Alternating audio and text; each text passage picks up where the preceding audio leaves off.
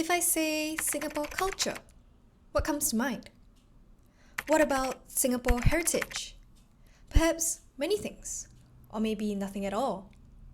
But if I say Singapore breakfast, one thing comes to mind. Kaya toast has become one of Singapore's most representative food icons. But how did something so simple come to represent our culture and heritage?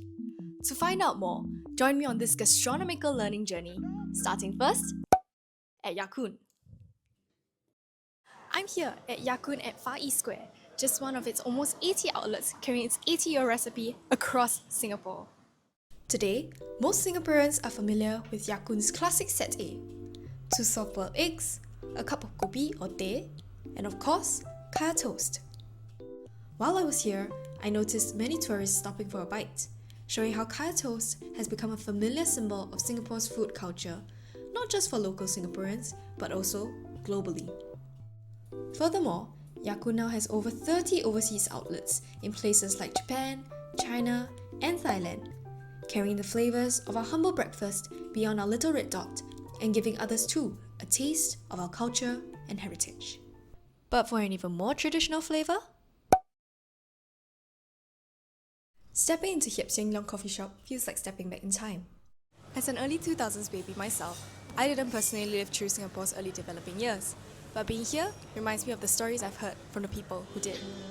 Stories like how my grandfather, a delivery driver, used to deliver drinks to stalls like these, or how my mum would eat the scorched ends of traditional bread loaves that bakeries discarded. The traditional dishware and furnishing, the uncle's Hokkien chatter I only half understand. All this allows me to imagine, feel, and almost reminisce what life in Singapore was once like. In the shiny, fast-paced Singapore we know today, places like Hiep Seng Leong, with its traditional kaya toast, help keep our roots alive. But what about the everyday culture we live in now?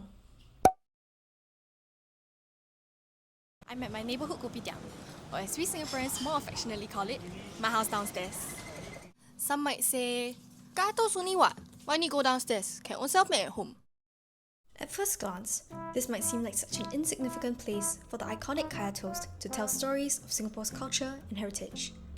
But the common, sometimes nameless places like these capture the heart of everyday Singaporean life.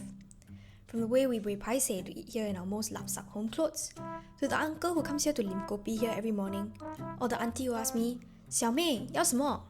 Even the Singlish slipping into my voice over. All of this is culture. This is the culture and heritage of Heartland Singapore. The sights, sounds, and smells of our daily lives. All enjoyed over something as simple and comforting as our ordinary kopitiam kaya toast. Through these different spaces, we taste and see how kaya toast represents Singapore's culture and heritage from 3 perspectives. First, as a global icon, representing Singapore's food culture to the world. Next, as a traditional icon, preserving our memories of our past.